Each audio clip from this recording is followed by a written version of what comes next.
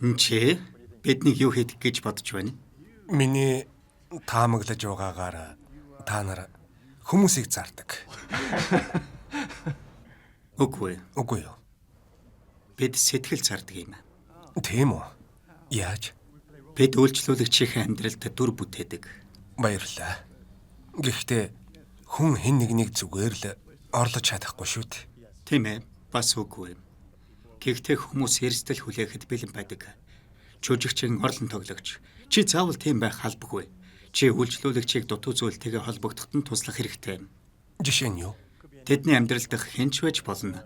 Эсвэл тэдний санагалцдаг мэдрэмжч байж болно. Эцэг их, ах эгч, найз залуу, найз охин, сайн найзууд бид бүгдд нь тоглодог.